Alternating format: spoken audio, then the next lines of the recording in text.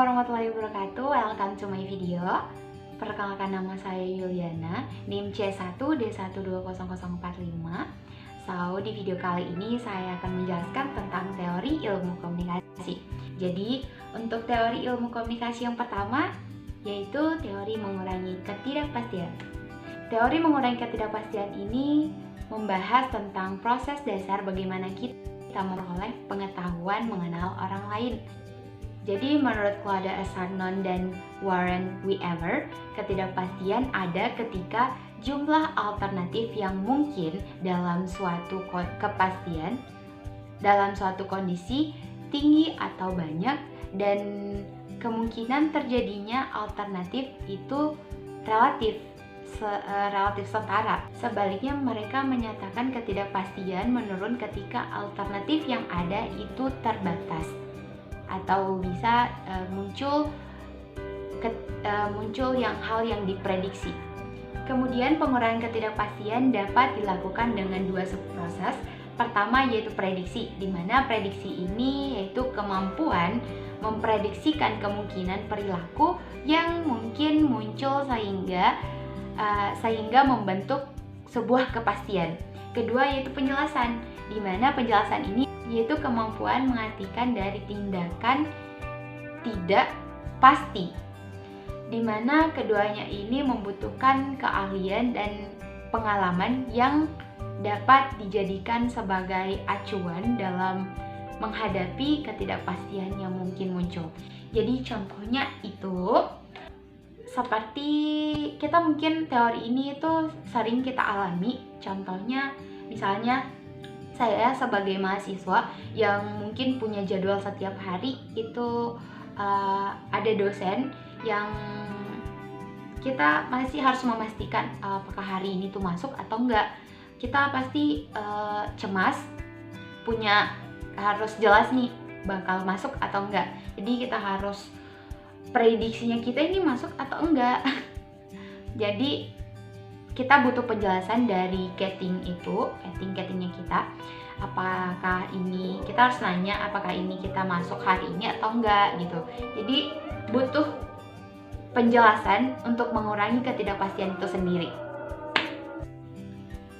Kedua yaitu teori pelanggaran harapan. Jadi teori ini menyatakan bahwa orang memiliki harapan hubungan interpersonal dengan dirinya. Jadi teori ini tuh dikembangkan oleh Bourgon, di mana Bourgon ini memberikan penjelasan, memberikan argumen bahwa perubahan tak terduga yang terjadi dalam perbincangan antara komunikator dengan komunikan dapat menimbulkan suatu perasaan yang tidak nyaman atau bahkan rasa marah atau seringkali ambigu. Nah, dan dalam hal ini harapan yang diinginkan mengubah pada prediksi atau dugaan. Tim Levine dan koleganya pada tahun 2000 itu menyatakan bahwa harapan yang dimiliki oleh komunikan dapat berasal dari norma-norma sosial, rumor, dan sifat idiosinkratik dari komunikatornya. Di dalam teori pelanggaran harapan, penyimpangan harapan memiliki konsekuensi. Penyimpangan atau pelanggaran ini bisa disebut sebagai nilai rangsangan. Maksudnya adalah ketika harapan seseorang dilanggar, maka minat atau perhatian orang tersebut akan dirangsang. Nah, hal ini akan mengakibatkan orang tersebut menggunakan mekanisme tertentu untuk menghadapi pelanggaran yang terjadi. Sebagai contoh nih, ketika Anda ada di sebuah toko, terus kemudian ada seseorang yang menatap Anda secara intens dan lama gitu.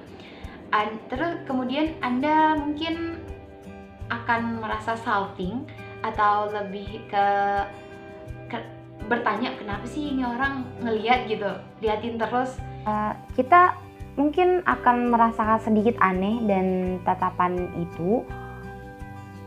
Tapi karena kita merasa tertarik dengan orang ini, maka ya muncullah perubahan dengan rasa nyaman mungkin ya. Bahkan kita kadang kayak salting begitu sama orang yang lihat kita. Jadi kita mikir orang ini tertarik gak sih sama kita atau gimana. Jadi contoh ini itu menggambarkan bahwa kita itu memprediksi bahwa orang ini tertarik sama kita. Oke teman-teman, karena mungkin hanya itu yang dapat saya sampaikan. Saya ucapkan terima kasih karena sudah mampir untuk buat nonton video ini sampai selesai.